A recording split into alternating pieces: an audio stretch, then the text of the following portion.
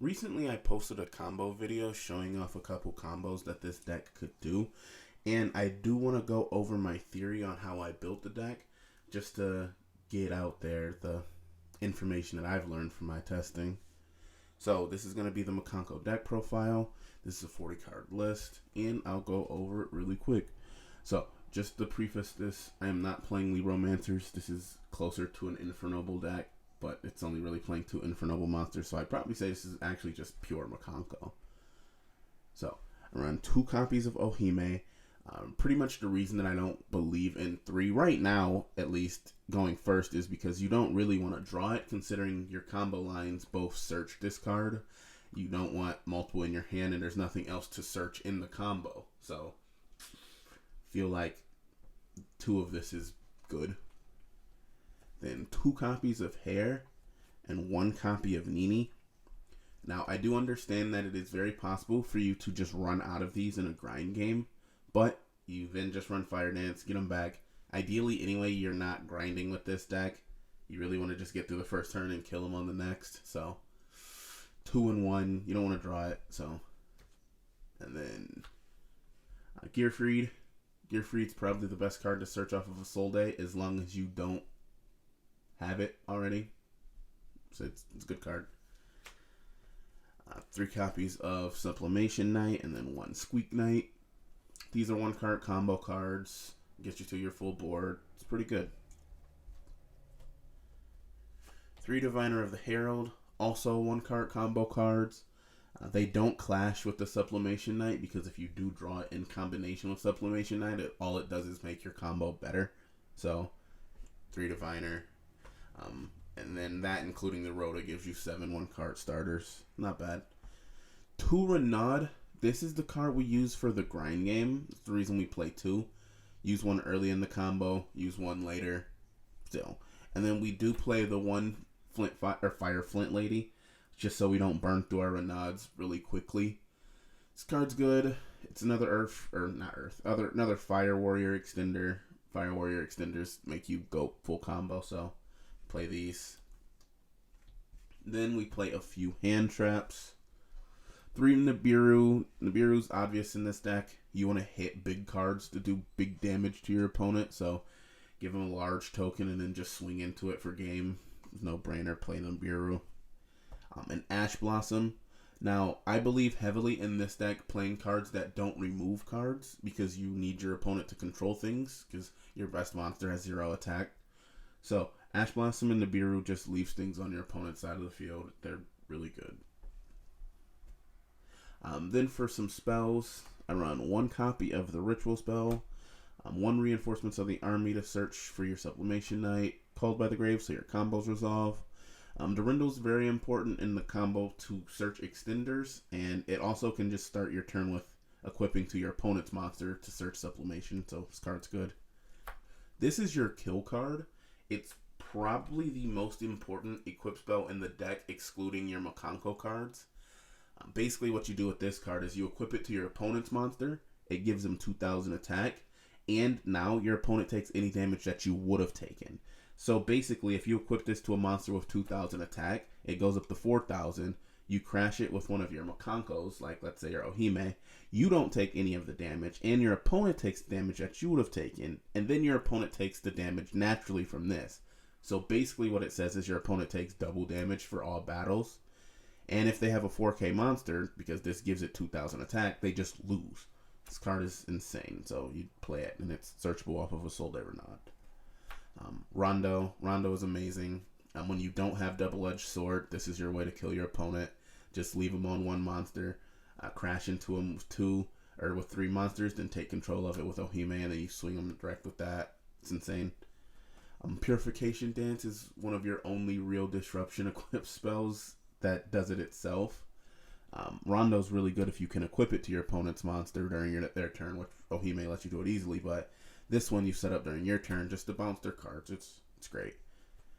Stonehenge. Stonehenge is basically another copy of Fire Dance, just with a little bit less. Actually, it doesn't have less restrictions.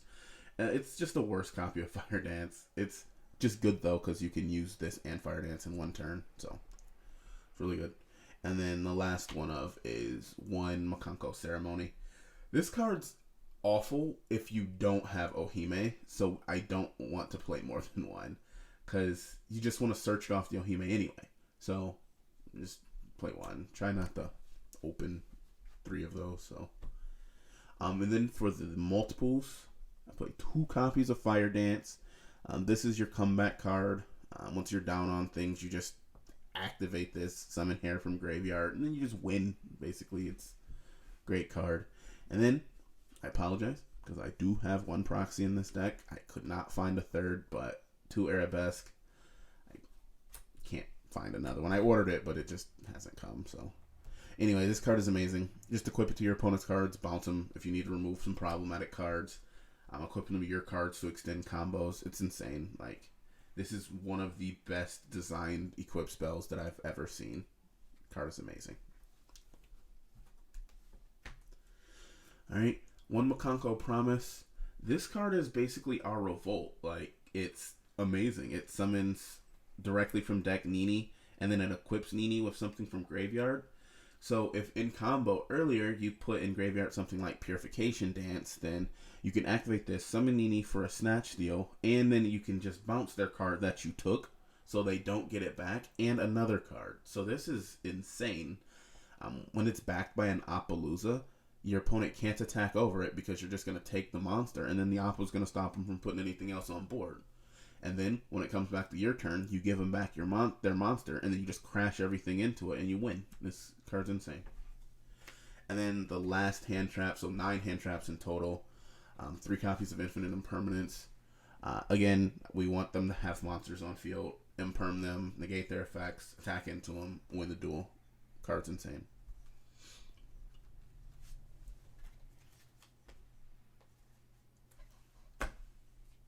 Alright, now let's get straight into the extra deck. Appaloosa, great card to end on. Gives you 3 negates, 4 negates. It's great. And then you can protect it with a couple cards. Like you can equip Arabesque from it from graveyard to give it destruction protection, IP protection. It's just good. Access Code Talker. Because we don't have big monsters, we need a way to generate big monsters. And this is the biggest monster.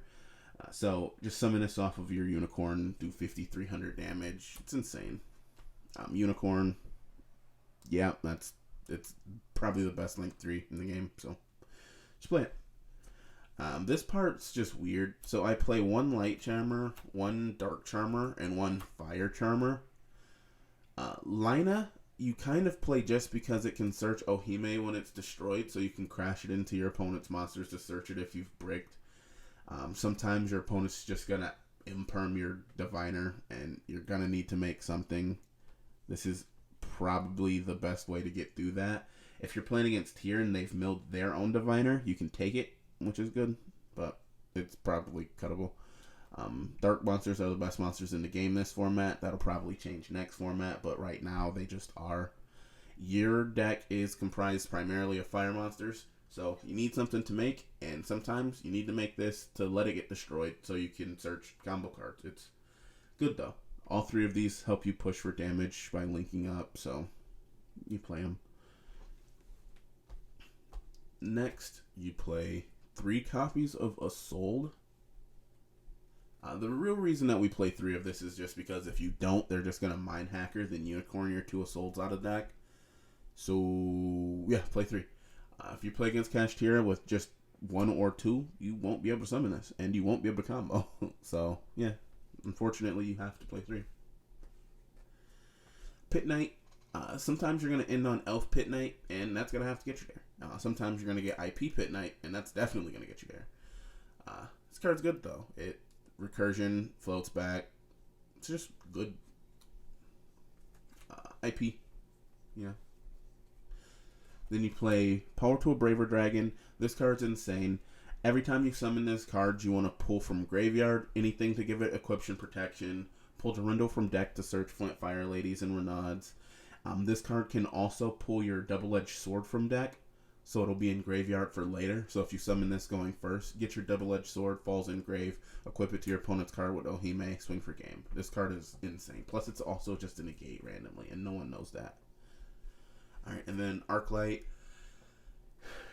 You could probably make an argument for Arclight being a 2 of, just in case you're summoning Herald during your opponent's turn off Elf and they don't have anything you want to destroy.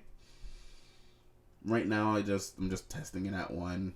If I played 2 of this, it'd probably go in over Lina, because, again, Lina doesn't have many applications.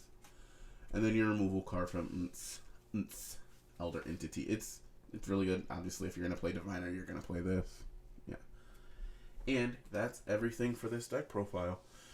If you did like this deck profile and you wanted to see more things that I post, subscribe, leave a like so I know that you enjoy it. And that's it.